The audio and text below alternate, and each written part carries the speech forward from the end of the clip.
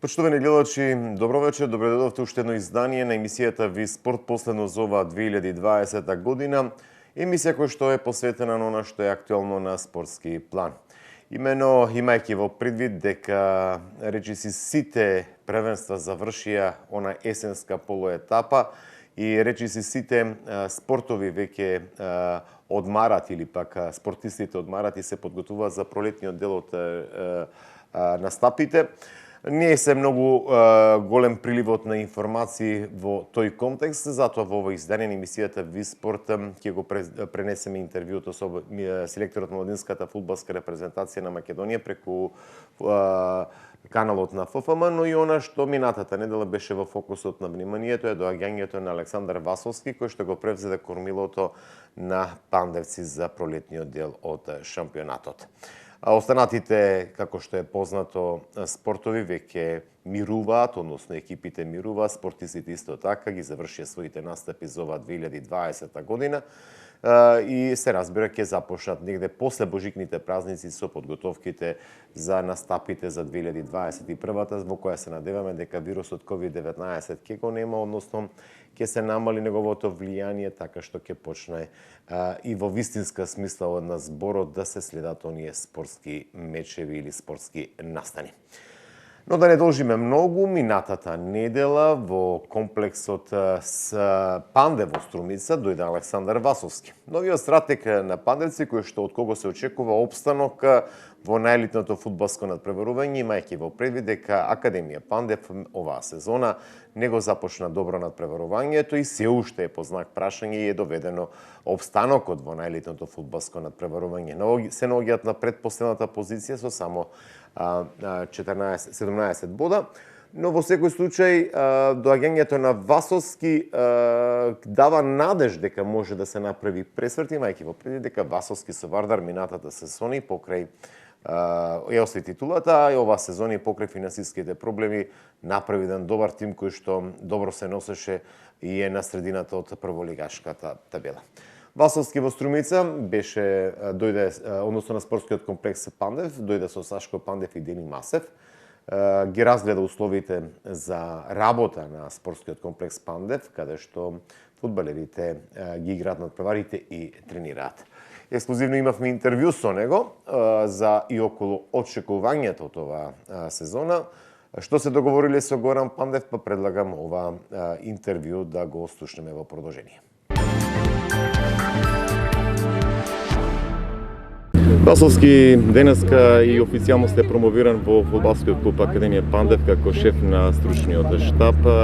Се збогувавте со Вардар, нов предизвик за вас како тренер. Што значи за вас лично тоа Академија Пандев? Па добро, Академија Пандев може ги има најдобрите услови за работа во Македонската лига, заедно со Вардар, кој исто така има убав тренинг комплекс.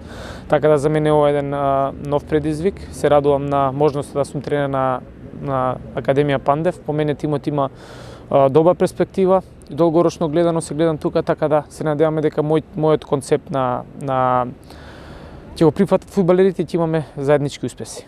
Колку го познавате тимот? Игравте два пати како кормилар на Вардар со Пандевци, но колку го знаете тимот на Академија? Па ги познавам скоро сите фудбалери. На некој сум бил тренер. Например, Димов го има во Металург, Серафимов и Бојан Димовски беа во Вардар. Се работи за исклучително добри фудбалери и генерално земено како целина, мислам дека тимот има добра структура, има добар потенцијал кој јас ќе искористам се што е во мој домен да го дигнам нивото на игра на тимот на Академија Пандев и да се дигне од тоа место кое е моментално и да зачекори горе кон самиот врв. Единствено нешто како светла, барем ова е полусезона, е пласманот во полуфиналето од купот. Но што е она како цел, како стратегија на Васовски до крајот на ова првенство? Па добро, најпрвин, знаете, мора да бидеме реални. Тимот се наоѓа на предпоследното место. Прва и основна цел ќе ни биде опстанок во лигата, а купот ќе ни биде како еден втор приоритет, каде што не делат само не делат два надпревари, така да ќе пробаме и да го освоиме купот и да излеземе во Европа оваа година. Дали познавајќи го тимот, дали сметате дека некаде на некои позиции има дефицит, ќе се носат ли засилување овде? Па генерално да, мислам дека имаме потреба тако некои 3-4 фудбалери кои би не појачале, би се дигнало нивото на игра, така да во преговори сме и ја се надевам до пред почетокот на припремите веќе ќе го имаме дефинирано играчкиот кадар. Така, конкретни имиња? Па не би сакал не би сакал да зборам додека не се заврши, бидејќи знаете како може не да може да се расипе некој трансфер така која е веќе официјално. Така да почекаме у наредните денови, веќе ќе ги знаете сите имиња. Рековте обстанок приоритет, втор приоритет е финале од купот. Не финале да го освоиме. И да го освоите. Каде би ја сместила Академија Пандев некаде при крајот на мај? Па би ја сместил освојувач на купот и ете на солидното 7-8 место, нека биде 6-7 место така. Да избегаме таа опасна зона, да го избегнеме и баражот доколку може и да го освоиме купот на Македонија. Според вас фаворити најголеми за титулата? Па мислам дека е Шкендија. Шкендија искупи, мада Шкендија покажа најконстантен фудбал ова полусезона и мислам дека ќе и според играчкиот кадар и според сите параметри ќе биде по мене шампион. Што се договоривте со Горан Пандев? Па ништо, оваа година така да пробаме да се спаси сезоната, до година да правиме тим кој ќе има највисоки амбиции, тоест да пробаме да нападнеме шампионската титула.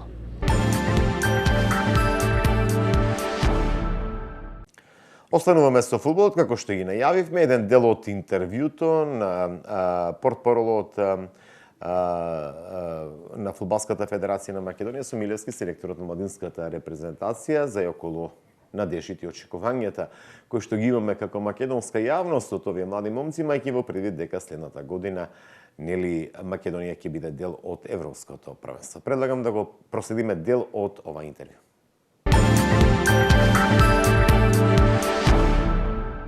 Од името на Фудбалската федерација на Македонија ви благодарам за моментите на радост кои ни ги овозможивте. Ви посакуваме многу успеси во Аждут, нека биде довидување. Ова се случува, селекторе, во мај некаде 2018 година. Најпрво ви благодарам што сте тука. Ама вашата приказна во Аждот траеше само до март 2019 година, кога се оствари ова нека биде довидување. Повторно се вративте на селекторската позиција во Македонија до 21 година. Ферскија да ја започнам ова наша приказна пред нова година со вашата авантура во израелски Аждот? Па зашто да не? Нема бегање од тоа.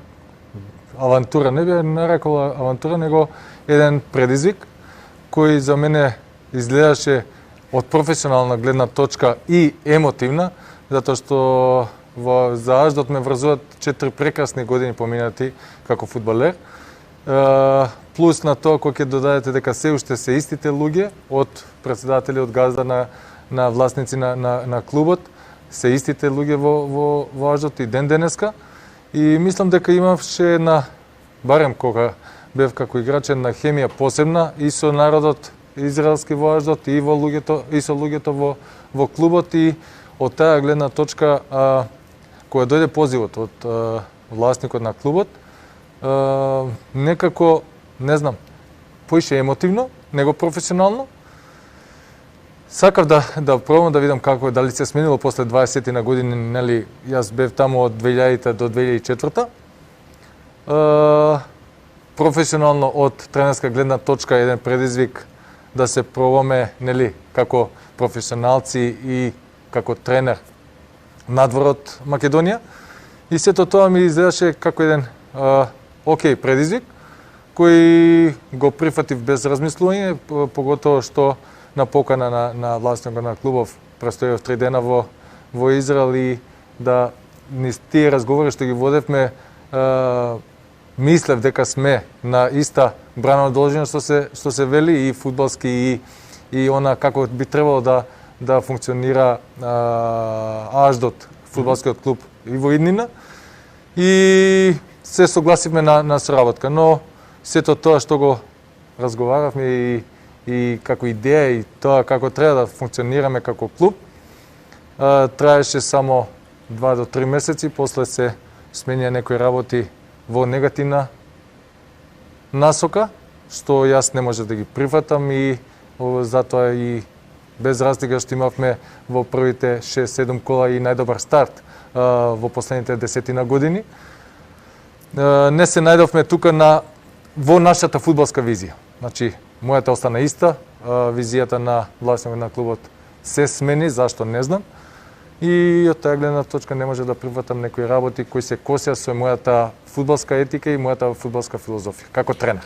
Да, иако многумина тоа ваше заминување во Израел, како тренер на Аждот, ќе го толкуваат или го толкуваа како начин најбезболно да се разделам од една од најнеталентираните македонски генерации до 21 година. Го паметиме тој квалификацијски циклус, предпоследниот, кога ни се случи поразот од Гибралтар, ама тоа е период од вашата тренерска работа, кој што малку ми не го споменуваат, а веројатно и вие не сакате да се сеќавате со некои посебни чувства и емоции на тоа време. Не, јас не бегам од тоа, но иако и во таа генерација имаше квалитет, имаше талент, ние како и секојаш имаме и потенцијал, и талент, и квалитет, но и тие квалификации ги стартувавме со гостинска победа од 0-3 на теренот на Ерменија.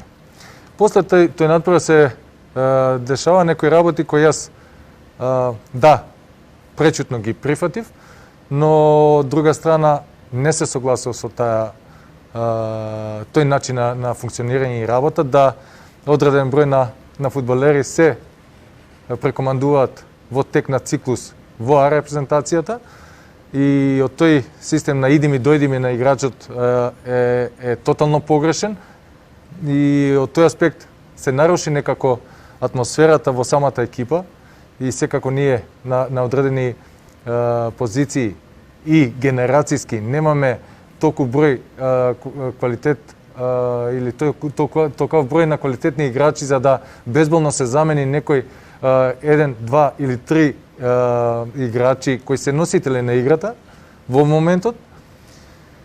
И нормално беше да дојде тој пат. Но, пак ќе кажам, јас свесно го прифатив тоа, значи се согласив, се во интерес на функционирањето на репрезентација и воопшто на федерацијата. Иако 2017 година, кога се пласиравме за прв пат на Европско првенство, вие со Македонија до 21 година во Полска, сите и човечки ресурси и квалитет на фудбалери, па и за репрезентација беа ставени во функција на вашата репрезентација. Значи, само тоа е начинот на кој што можете да дојдете до успех или да дојдете до создавање на профил на играч кој ќе биде конкурентен во репрезентација. Значи, според мене, играчот, ако не го пројде својот циклус, на генерацијски циклус, на созревање, како фудбалски, така и социјално, не може да очекуваме од него врвни резултати и да биде конкурентен во репрезентација.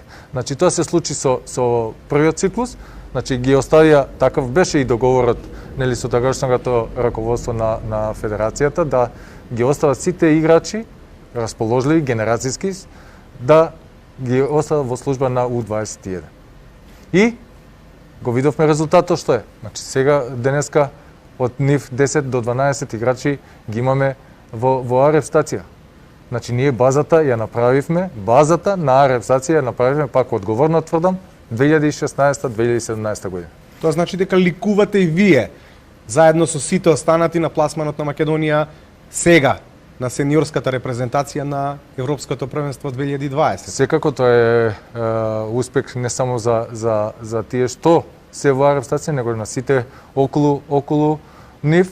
Секако дека без логистика, без поддршка и на федерација и на раководните луѓе не можете да дојдете до таков успех.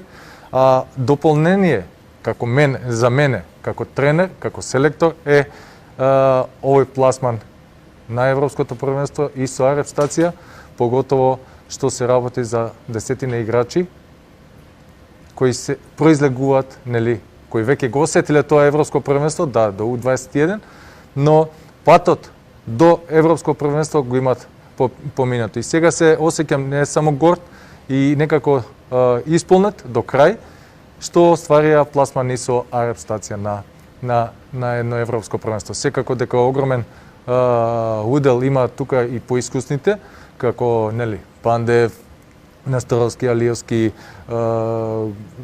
Ристовски, Адеми, кои со нивна помош, но се создаде некаква тачно добар склоп на тие млади и поискусни репрезентативци. Повторно ќе ве вратам во времето кога се вративте назад на македонска почва од израелска.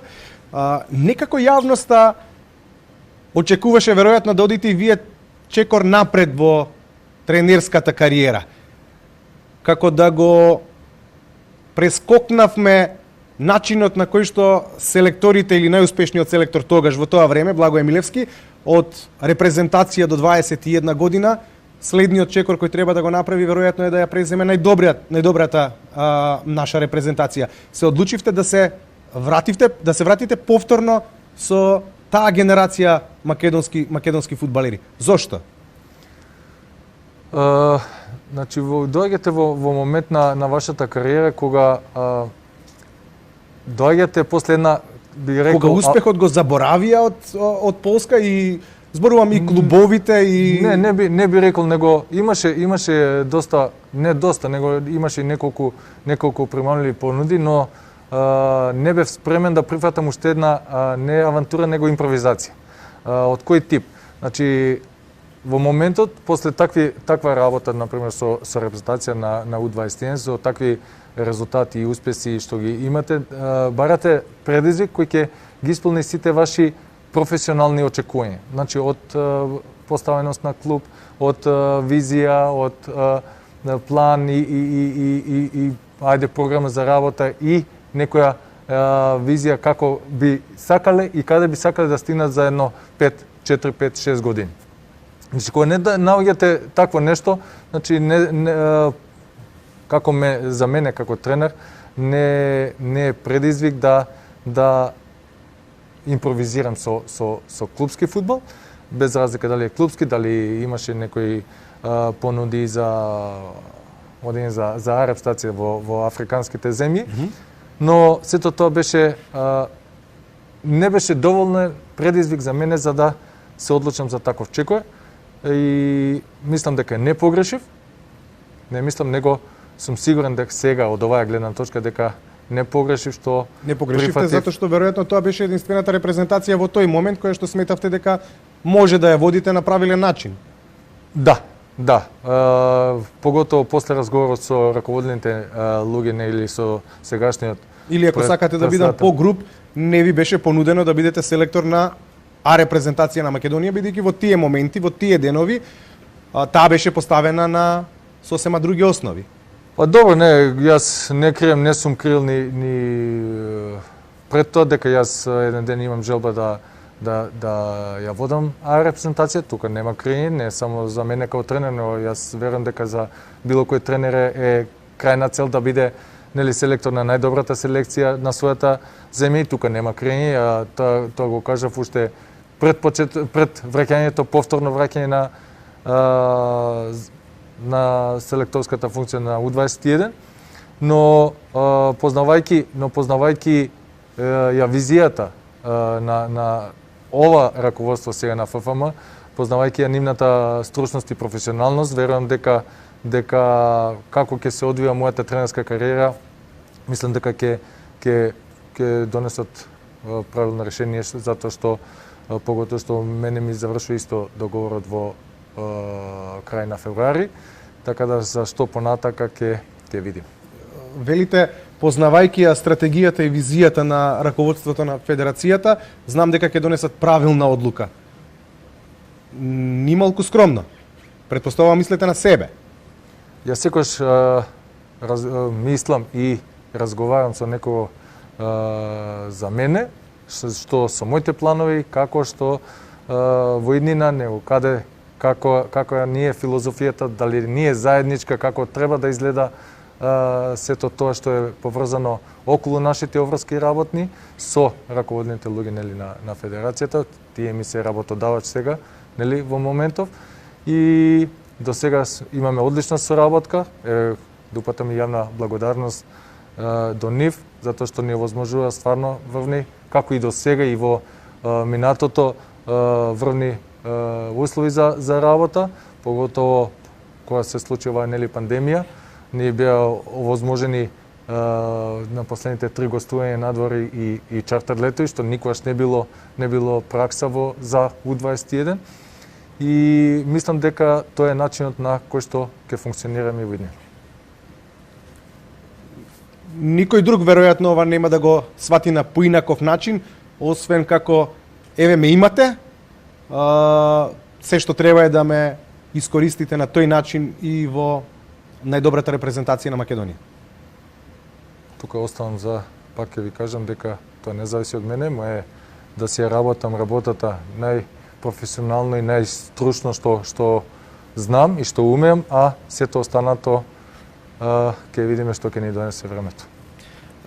Се враќаме сега на последниот квалификацијски циклус, тука сте свој на своето, затоа што минавме над превари кои можеа да ни донесат и бараш надпревар за ново европско првенство, ваше второ, меѓутоа за жал еден промашен пенал од двата не искористивме и останавме пократки за 2 бода.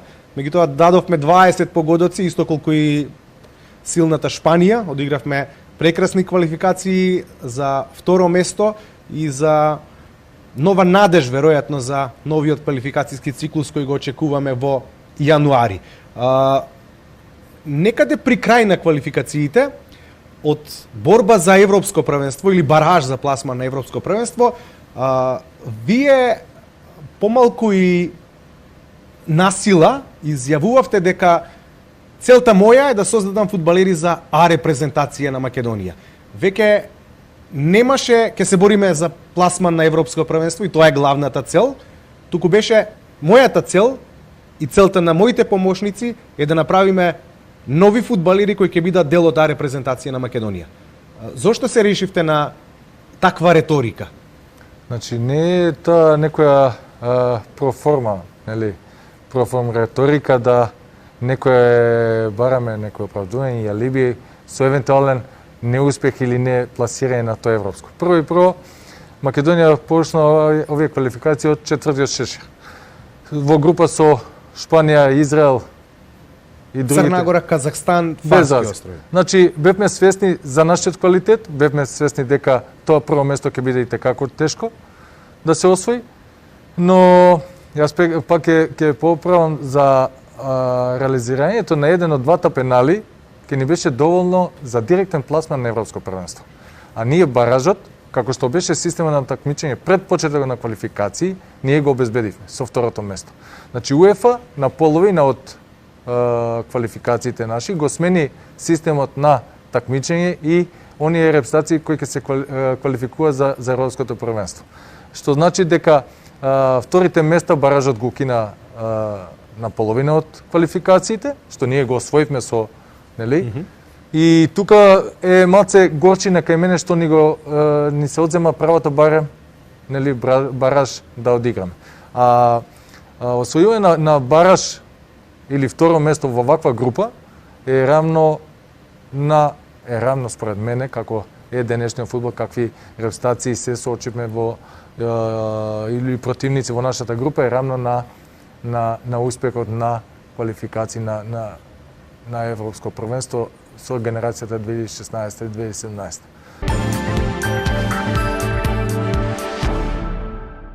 Со надеж ова 2020 да не ни се повтори, мајќи во предвид дека имавме здравствено економска криза и едноставно да имаме поспокоен, поберикетен и поуспешен живот, нека е среќна новата 2021 година. На спортистите им посакувам многу успеси пред се и едноставно да ги докажат сите своји способности да бидат во врвот и да ја промовираат Струмица или Македонија на спортски план. Среќна и берекетна 2021, нека биде исполнета со љубов и здравје. Пријатно.